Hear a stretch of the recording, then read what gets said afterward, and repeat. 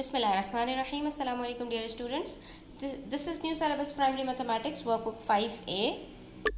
Today we are going to discuss area of triangles chapter number 6 on page number 117 worksheet number 1. Students area किसी भी आपको अगर figure का निकालना है तो सिंपली उसके फॉर्मूले के ऊपर आपको फोकस करना होता है. अब ट्रायंगल का एरिया निकालना बहुत आसान इसलिए है क्योंकि हम स्क्वायर और रेक्टेंगल का एरिया जानते हैं. सिंपली हमने क्या करना होता है, लेंथ को ब्रेथ से मल्टीप्लाई कर दें तो हमें इन दोनों फिगर्स का एरिया पता चल जाता है. अब अगर आप गौर से देखो तो एक रेक्टेंगल के अंदर दो ट्रायंगल्स बनते हैं या एक स्क्वायर में दो ट्रायंगल्स बनते हैं. तो इसका मतलब ये हुआ कि अगर इनका area length multiply by breath है तो अगर मैं उसको हाफ कर दूं तो मुझे ट्रायंगल का एरिया पता चल जाएगा. ये मैंने इसलिए क्यों कहा, क्योंकि ट्रायंगल का जो एरिया है स्टूडेंट्स वो निकलता है half into base into height से. ठीक है, ये फॉर्मूला है. वहाँ पर हमारे पास लेंथ और ब्रेथ होती है, यहाँ पर हमारे पास बेस और हाइट होती है. दोनों में ज़्यादा फर्क नहीं होता. कैसे नहीं होता ये हम क्वेश्चंस करेंगे तो आपको क्लियर हो जाएगा. क्वेश्चन नंबर 1 देखिए, name the height for the given base in each of the following triangles. अब एक बात आपने याद रखनी है, ट्रायंगल कुछ इस तरह का होता है, इसमें 3 साइड्स होती हैं, लेकिन हमें इसमें से सिर्फ एक साइड चाहिए होती है और उसके अलावा दूसरी हमें हाइट चाहिए होती है. तीनों साइड्स हमें नहीं चाहिए होती. सिर्फ जो हमारे पास राइट एंगल ट्रायंगल होता है जिसमें ऑलरेडी हमारे पास एक सीधी सीधी साइड होती है, वहाँ पर हम दो साइड्स लेते हैं. वरना जितने भी ट्रायंगल्स इस तरह के आपको नज़र आते हैं जिसमें आपके पास कोई 90 डिग्री ना हो, कोई राइट एंगल ना हो, वहाँ पर हमें सिर्फ एक बेस चाहिए होती है.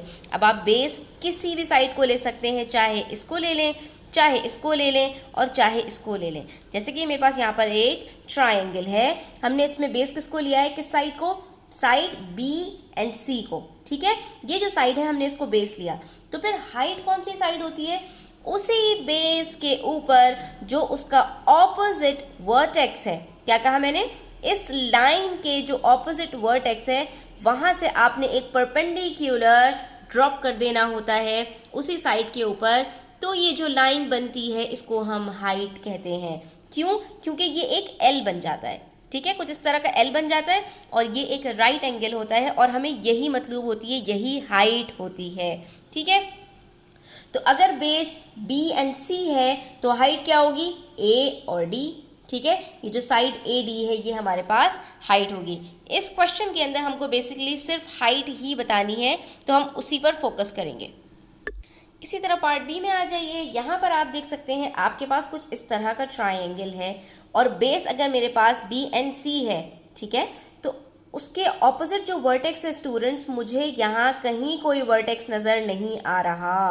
क्यों, क्योंकि इसके जो ऑपोजिट में एंगल बना हुआ है वो मेरे पास इसी साइड के ऊपर जो एक एंगल बना हुआ है वो हमारे पास ऑब्ट्यूस एंगल है, 90 डिग्री से बड़ा है. यहाँ पर अगर मैं एक लाइन ड्रॉ करने की कोशिश भी करूँ तो वो यहाँ तक जाएगी जबकि वर्टेक्स हमारा इससे भी बाहर है.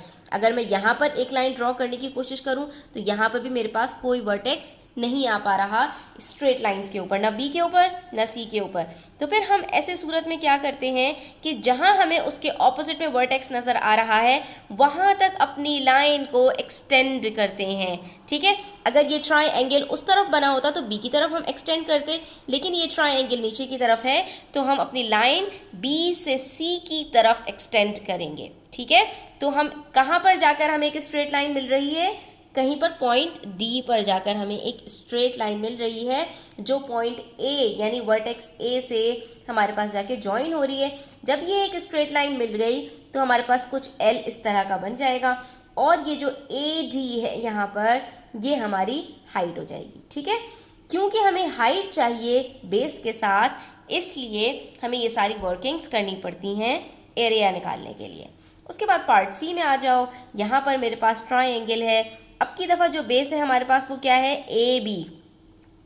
ठीक है, अब जब ए बी हमारे पास बेस है स्टूडेंट्स तो हमारे पास हाइट क्या होगी, तो आपने यहाँ पर कंफ्यूज नहीं हो जाना कि हमारे पास ये जो लाइन बी डी आ रही है ये हमारे पास हाइट होगी। नो, ये बेस है हमारे पास, तो इस लाइन के ऑपोजिट वर्टेक्स कौन सा है? वर्टेक्स सी है। और ऑलरेडी हमारे पास जो लाइन बी सी बन रही है ये हमारे पास राइट एंगल्ड ट्राइंगल है, इसलिए हमारे पास जो हाइट होगी वो बी एंड सी होगी, ना कि बी एंड डी। उसका रीज़न ये है कि हमें हमेशा बेस के ऑपोजिट जो वर्टेक्स होता है वहाँ से हमें परपेंडिकुलर ड्रॉप करना होता है अपनी लाइन के ऊपर एक स्ट्रेट लाइन बनाकर, जो हमारी हाइट बनती है। ठीक है।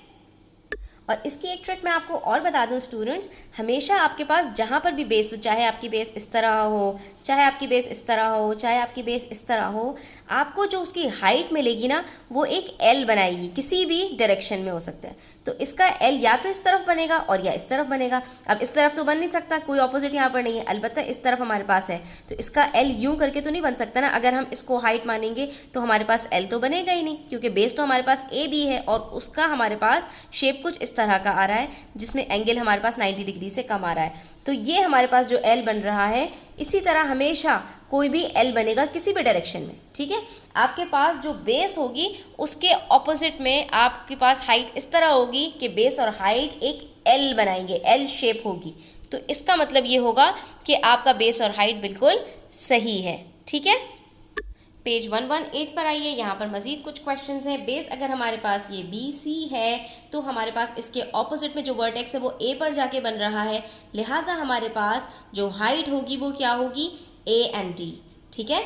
हाइट हमारे पास सिंपली ये हाइट होगी और ये हमारी बेस एक्सटेंड हो जाएगी बी सी से डी की तरफ। ठीक है। उसके बाद पार्ट ई में आइए, यहाँ पर हमारे पास बेस क्या है स्टूडेंट्स? अब बेस हमारी ए बी इस तरफ है। ठीक है। एक स्लैंटिंग लाइन है और वो ऊपर की तरफ है, ये बेस हमारी नहीं है। तो इस बेस से हमारे पास जो ऑपोजिट वर्टेक्स है वो सी है और ये इसी तरह से हमारे पास एक एल बन रहा है, तो हमारी जो हाइट होगी वो क्या होगी? C D. ठीक है।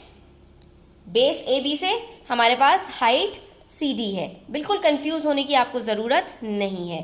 पार्ट एफ पर आ जाइए। अब यहाँ पर देखिए हमारे पास बेस क्या है स्टूडेंट्स? हमारे पास बेस है ए बी। ठीक है। तो ए बी से हमारे पास जो ऑपोजिट वर्टेक्स है वो क्या है? सी है।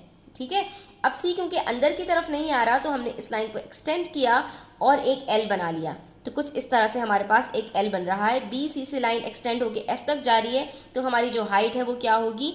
सी एफ। ये आपको कंफ्यूज करने के लिए आड़ी तिरछी लाइंस बनी हुई हैं। आपने सिर्फ ये देखना है कि बेस आपकी कहाँ पर है और उससे ऑपोजिट आपको वर्टेक्स कहाँ पर मिल रहा है, तो लाइन एक्सटेंड करनी है या नहीं करनी। तो बस आपको एल बनना चाहिए और आपका बेस और हाइट कभी गलत नहीं होगा। यहाँ पर हमारा क्वेश्चन नंबर 1 कंप्लीट होता है। इंशाल्लाह नेक्स्ट वीडियो में हम ये क्वेश्चन नंबर 2 डिस्कस करेंगे। Thanks for watching the video till the end. Please hit the like button, subscribe to my channel, stay tune, take care, अल्लाह हाफिज़।